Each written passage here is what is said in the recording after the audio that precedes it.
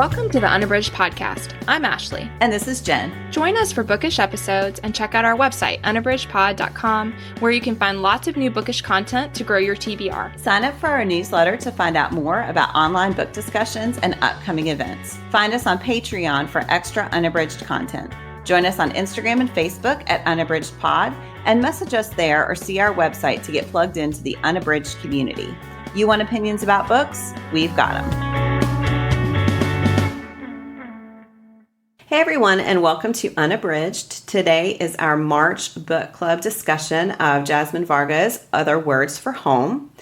Before we get started, I want to remind everyone that we are continuing to build our Patreon presence. So every month we have an extra episode. This month we talked about Aristotle and Dante, Discover the Secrets of the Universe, that adaptation. Next month, we are looking at the Red, White, and Royal Blue adaptation. And then we also have a text-based resource. So for those of you who aren't listeners, you may not be listening to this episode, but for those of you who are not listeners, we have that extra text-based resource as well.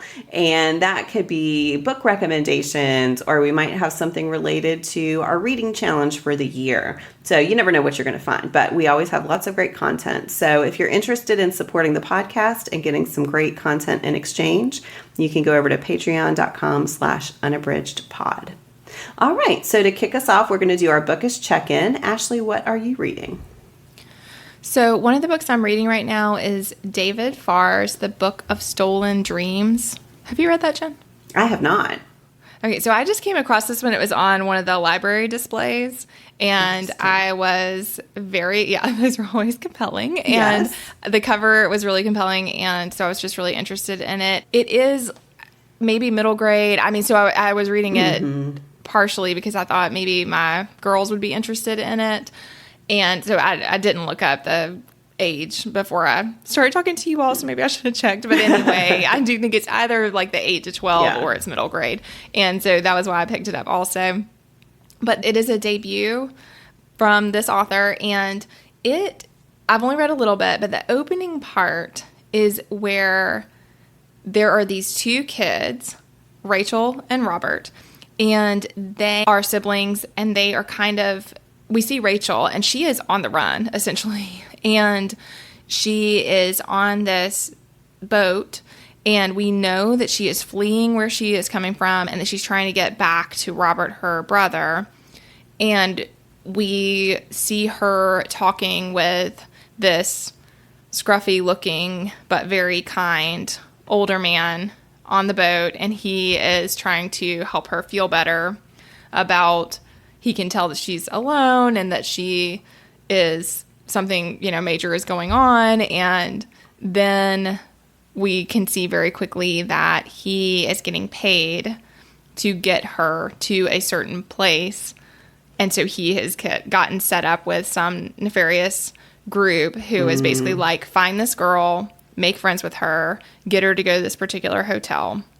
And so we see that. And then the second thing that we learn very quickly is that their dad was a librarian, and that he worked in a library that had access to a lot of extremely important archives, and that one of the archives that's in, the very highly secure, specialized room, locked, all that stuff, is called the Book of Stolen Dreams. Mm-hmm. I'm trying not to overshare, but basically something very important. There is a new government coming in, and the new government is on the pathway to rid society of all of these important archives. And so the father, in the beginning, we know that he's in jail. We know their mom has died, and we know that this book has something to do with these kids, and that the government is after the book. So I am very intrigued. Mm-hmm. It is feeling painfully relevant to a lot of the things that we are experiencing about books and censorship. And so, I think it is a very compelling fantasy story, but there are some components that resonate.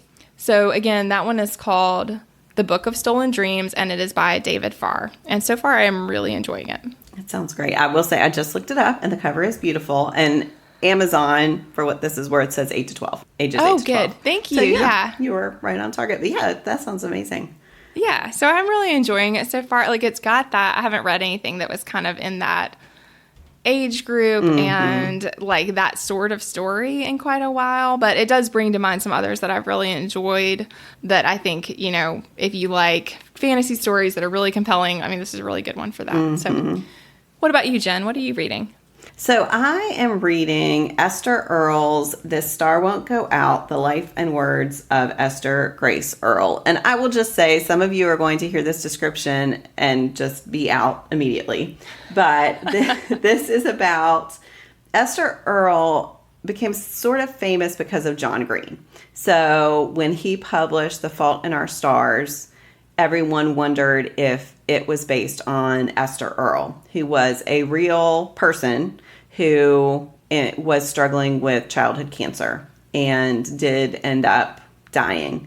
And he said it wasn't, but of course he knew her. So she was a fan of his, and he did get to meet her in real life before she died. And so he said she inspired him, but he had already been working on the book before. Anyway, so the book was put out by her parents after her death, and it's lovely. Of course, it is very sad. So she was diagnosed with thyroid cancer, which is very unusual for children to have. And she had a strong internet presence because she was part of the Nerd Fighters with Hank and John Green, and had a YouTube channel. It was like right at the beginning of when kids were really starting to have an online presence. And she was an avid journaler. Her parents started a charity called This Star Won't Go Out after she died to raise money for other families who have children with cancer. And so the book, I'm sure, goes toward that effort, but it is her journals and letters and also tributes from people like John Green, like other people who were nerd fighters with her. Her doctors write essays just talking about her experience in her life. So I'm finding it to be really beautiful and, of course, again, really sad.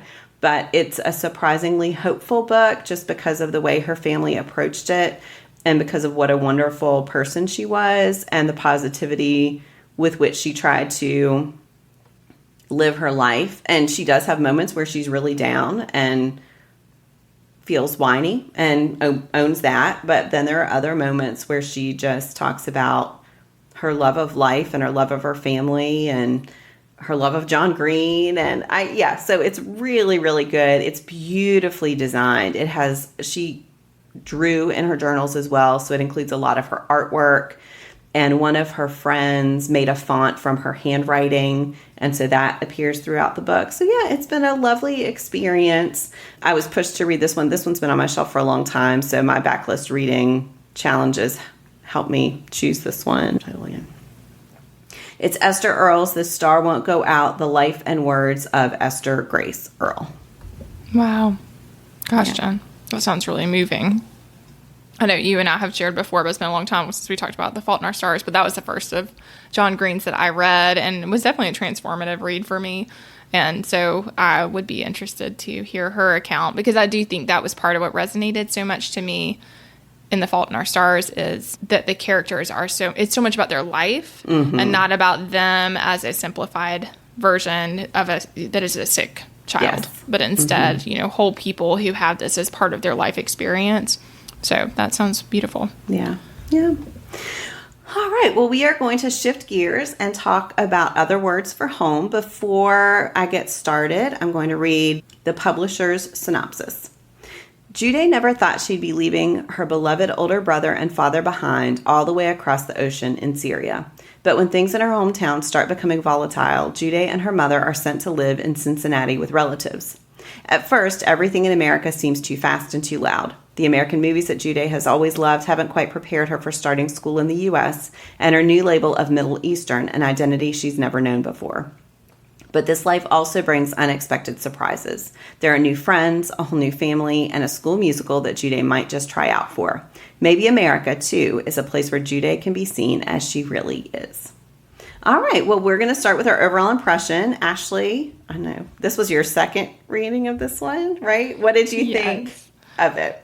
Yes, I convinced Jen to read this one. Not that I needed to persuade you, but we just were circling back. We were talking about middle grade March, and that a lot of people sometimes enjoy celebrating middle grade books during March. And so we were kind of like, what are some that we might enjoy? And then this also works for their reading challenge as a novel in verse that is a middle grade book. So we wanted to pick it for that reason too. But yeah, when we were brainstorming, I was like, other words for home. Other words for home. So yes, I absolutely love this. Last time I read it in print, and this time I listened to the audio. Both are outstanding. So overall impression, I think it's a fantastic account of an individual experience that is related to refugee, being a refugee, fleeing a war-torn country, and also making a huge move to a very different culture. And I just feel like it's all handled with such compassion and awareness, and that Jude is a complex character, and that she has a lot of things going on, but she has such a hopeful view of her life and of these new opportunities, but is also realistic about some of the hard things that have happened and also are happening to her. And so I love it. I absolutely love this book. What about you, Jen? Yes, I loved it. I was so glad that we chose this one. I did the print, and I love novels in verse in general. I just think that's such a great format to explore the depths of characters' thoughts and feelings and who they are as people. And I think when talented poets embrace that form, it can result in beautiful works like this one. And yeah, I just love Jude. She is such a great character and feels so authentic, the way that she loves her family. She gets frustrated with her family. She's a kid, so sometimes she doesn't give her parents all of the grace that they deserve, but who among us does not go through that? And I think seeing her transition to the United States and the way that she tries to make that experience work while holding on to her home country and her life there and her family there is something we've read about before, but not quite in this way. It felt like a really unique telling of a story that we've talked about, but each new story adds another layer to it, and I thought it was really beautifully done. I loved it. All right, well, we're going to pick out one thing that worked for us. Ashley, what do you want to highlight? Oh, gosh, a lot of things worked for me.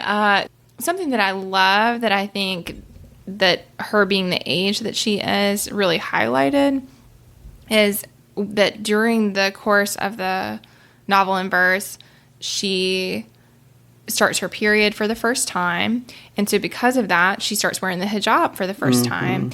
And I loved all the things that were related to that exploration in the book. And not only did I love it, but I also think it's really important for, American adults as well, but American kids to read that account because she is honored to wear the hijab and that she has become a woman, and it's so celebrated, and she is proud.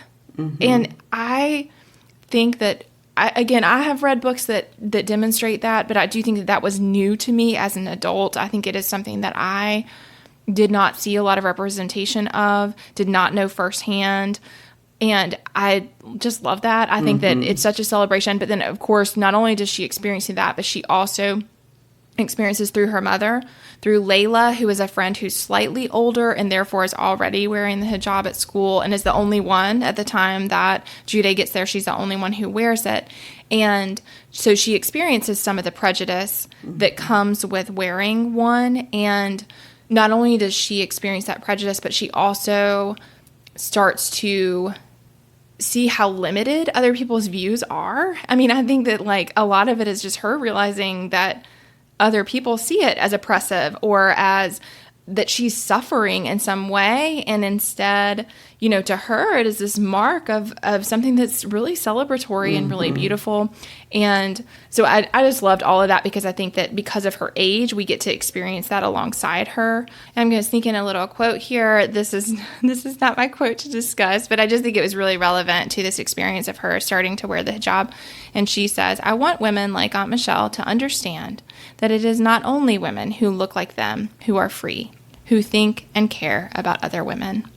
And, I think in the book, again, we see a lot of nuanced relationships. She loves Aunt Michelle. She actually is very appreciative of her. She has a very positive experience with her. We see a bit more friction between her mom and Aunt Michelle, whereas, in a lot of ways, she sees her as somebody who's very welcoming and loving and who includes her. And so Jude thinks very positively of her. But we just see how even Aunt Michelle, who she loves, she can sense the narrow-mindedness, honestly, of Aunt Michelle, who assumes certain things about her. And not to mention, we see much more vivid accounts and cruel accounts of, there's the woman who shouts across at her mom and says the hateful things about, you don't need to wear that anymore. You don't have to do that here. And so I just loved that, because I think there's so many things in the book that I could go on and on about why I think they're really well done. But I just feel like seeing someone who is an immigrant, who has come from a country that is Muslim dominated, and then is suddenly in a space where she really stands out, seeing those assumptions being made and how her perspective is so different, I just think is really important. Yeah, I thought that was really beautiful. And I think because you see her cousin also, of course, has been raised by Michelle, but you would think that because of her father would have more understanding of the culture. And yet, because of the way Jude's uncle has dealt with his immigration, she doesn't have the understanding that you would hope she would have. Whether she makes that choice or not, whether she's part of that culture, embrace that culture or not, she doesn't even have the knowledge of how it works. I love the way that Jude and her mother also open up the household to embracing part of that Syrian heritage. I thought that was really lovely. Yes, absolutely. What about you, Jen? What is something specific that worked for you? So I've talked on the podcast enough, I think, that you all know that I'm an introvert. And I really loved that Jude is not, that she is an extroverted kid who is in middle school and who is in a place where it is hard for her to feed that part of herself, because she is coming. At her old school, she could be extroverted and she could be really, what's the word I'm looking for? Demonstrative in her love of acting and of being in the spotlight. And that was just part of who she was. And so to move to the United States, where suddenly she is outside the dominant part of her school and she doesn't have this big friend group. And she starts making that in the EL class. But those kids often survive by flying under the radar. And Jude doesn't want to do that. She wants to be seen. And the way that she really wrestled with whether it was okay that she wanted the spotlight, whether it was okay that she was desperate to try out for the musical. I just thought that was a point of view, again, that I have not read. I think often books resonate with me because they're about introverts. And I'm like, yes, this is an unseen perspective. But I'm like, how many times do we read books about extroverts? I just really love that. And I thought it was so important because it meant that she had to embrace her identity while she was still very much trying to figure out where she fit in. And she had to answer, did she have to follow Layla's pattern of, oh, well, you can work backstage because that's where people like us belong, is on the sidelines behind the scenes. And Judy's like, no, I don't want to be. I want to be on that stage. Anyway, I just really loved that. I thought that was, again, beautifully developed. And just something, of course, everyone deals with this. All kids deal with this understanding of who they are being difficult in comparison to other people. It's just another layer of it with Jude because of her experiences. So yeah. I really love that. Yes. Yeah, I loved all that too. I just felt like that play component really let us see all those things about Jude that maybe weren't quite as crystallized until that came about. So yeah, I thought that was great. All right. Well, now Ashley snuck one in, but now we're going to share our official quotation. Ashley, which one do you want to share? I'm going to go with one that was just a general statement that she made, and it is, hoping I'm starting to think might be the bravest thing a person can do. And I think why that really resonated to me is that we are seeing Jude have to face some really hard things that she did not encounter. We see her in the beginning, we see her in Syria, kind of living her, easygoing life. I mean, she lives on a coastal town. She feels very happy. Everything is fine. And then the first thing she really starts to sense is the tension between Aissa and her father and how they are butting heads. And then, of course, she becomes more and more aware of how severe the war situation is in other towns, and then it's coming toward them, and that's why they leave. So she has to face all of that. And then she has to face that Aissa is an activist, and he is going and he is at the front of this violence because he is determined to make a change. And she is having to reconcile all those feelings of like she wants him to be brave, but she also wants him to be safe. And she's starting to experience that for herself too, of this idea of like, how can we be brave but also be safe? And maybe we can't do both at the same time. I mean, everything that you just said, Jen, about being in the spotlight and being part of the play, I mean, that those things she's not staying small by doing that. She is saying that she really wants to take those steps. And so I love that quote, and I love that idea that, again, I think that despite the fact that there are so many hard things happening in this book, it is a very hopeful book. She has a hopeful perspective, and I think there's a really hopeful message, and I just loved all of that. Yeah. Well, and Aissa's activism the form of hope there, that he can make a change in his country and then his family can come back. Yeah. Yes. Yeah. And that it's worth fighting for, that there are times that it is worth. And I think that's the conflict for her family. And I relate to this. I mean, I think before I had children, I was so ready to fight for change no matter what it took. And now often I find myself thinking my number one priority is to keep my family safe. And that all those other things are dialed down in comparison to that desire. So I really think that they demonstrate that well, of like why her parents, particularly with her mom being pregnant, that why her parents would value safety above all else, but why Aissa is like, we cannot continue to do this forever, or we continue to have a country that is oppressing us because we're letting this stuff happen because of safety. So it is the friction between those things that I think is really powerful. Yeah. What about you, Jen? What's your quote? So mine is, Jude is reflecting on back home, food was just food. And she says here, that food is Middle Eastern food. Baguettes are French food. Spaghetti is Italian food. Pizza is both American and Italian, depending on which restaurant you go to. Every food has a label. It is sorted and assigned. Just like I am no longer a girl. I am a Middle Eastern girl, a Syrian girl, a Muslim girl. Americans love labels. They help them know what to expect. Sometimes, though, I think labels stop them from thinking. And I stopped when I read that quote because I just thought, like, I love categories. I love labeling things. I love sorting things. But when we do that to people, when we do that to life, when we do that to identities, it is a way of just providing a shortcut for, we think we know everything that this means. And therefore, we don't have to consider learning about it or continuing to think about it. I just thought, I think labels stop them from thinking was such a powerful concept. And yeah, I just thought it was really perceptive. So I don't know that I have really brilliant things to say about it, except that I thought it was really brilliant and made me think about how often we categorize things in an attempt to make our world make sense and to resolve things that maybe shouldn't be resolved. And that was really great. Yeah, absolutely. And just that she is suddenly aware of all these labels placed upon her that she didn't know she had. Yes. Because again, in Syria, that wouldn't have made her stand out. Right.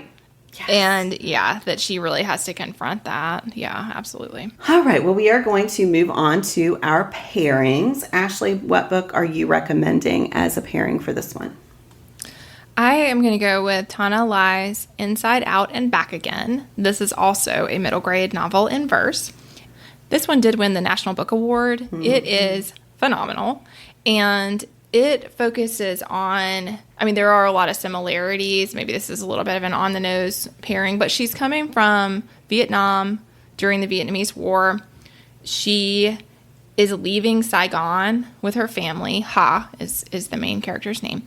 And Ha is leaving Saigon. They're fleeing, like, it again, different country, different time period, but similar experiences in the sense of she has a very stable life. All of a sudden, there's more and more instability. The family then is having to weigh whether it is worth uprooting and going somewhere else in order to stay safe, or whether they can stay where they are. And so there's all of that conflict. And then she winds up in Alabama with a family.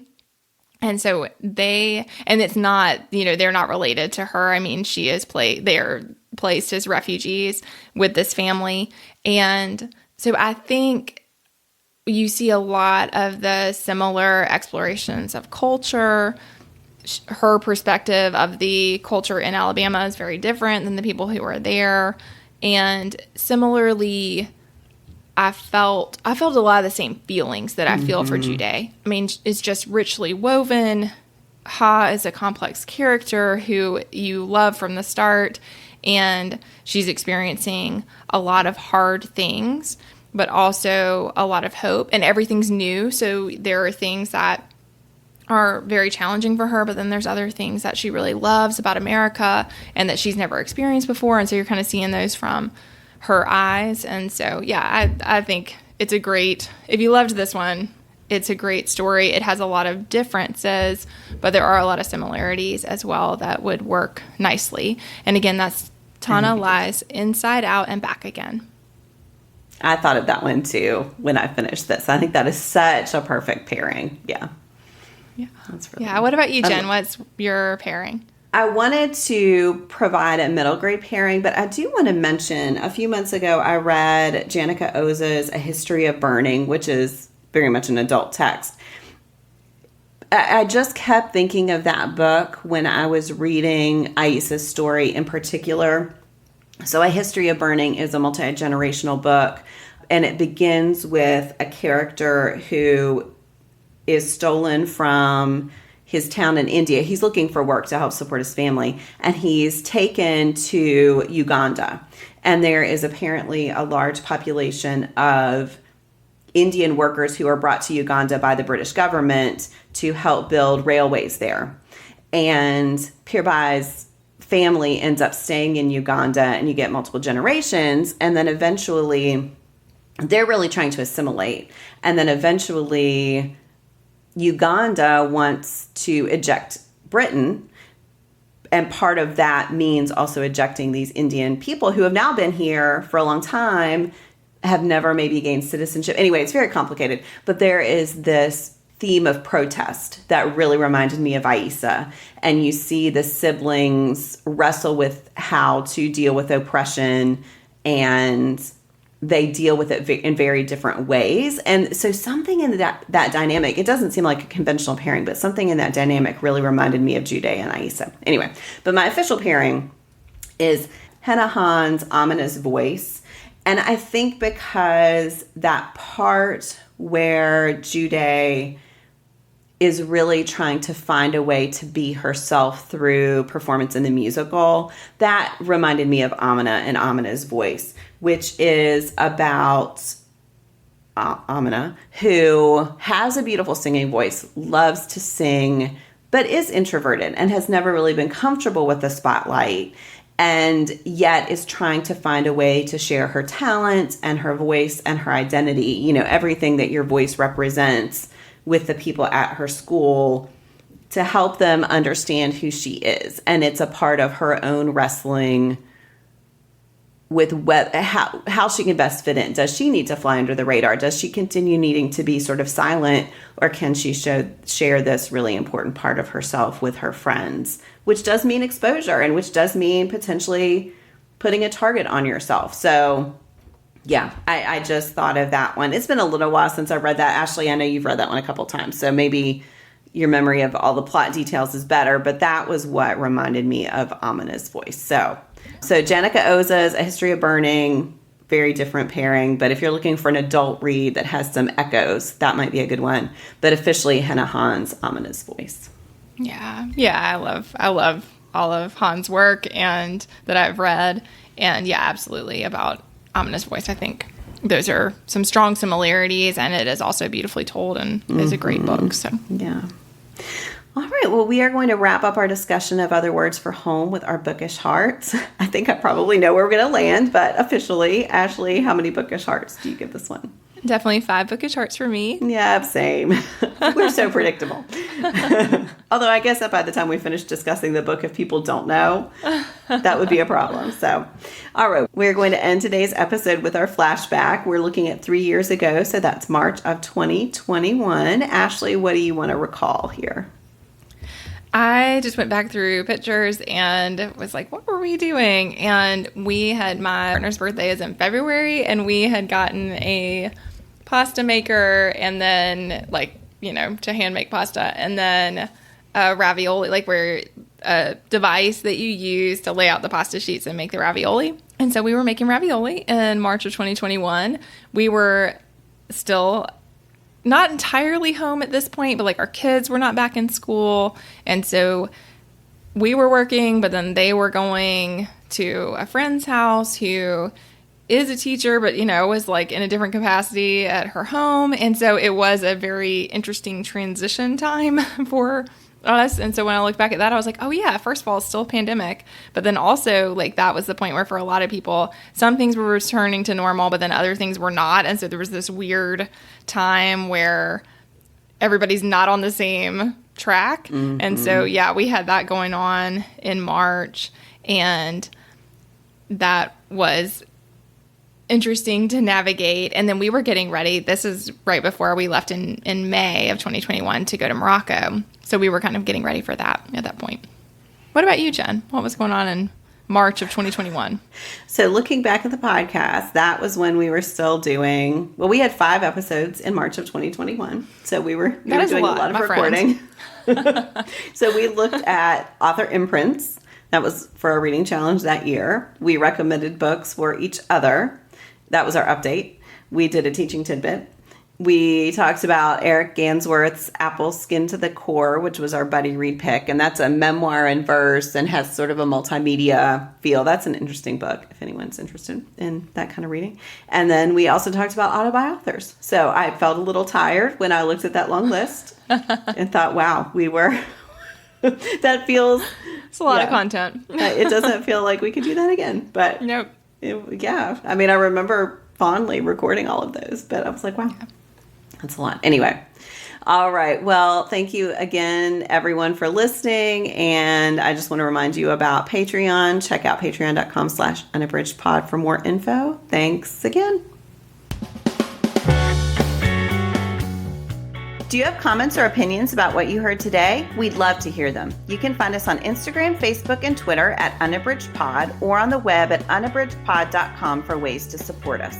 To get more involved, you can sign up for our newsletter, join a buddy read, or become an ambassador. Thanks for listening to Unabridged.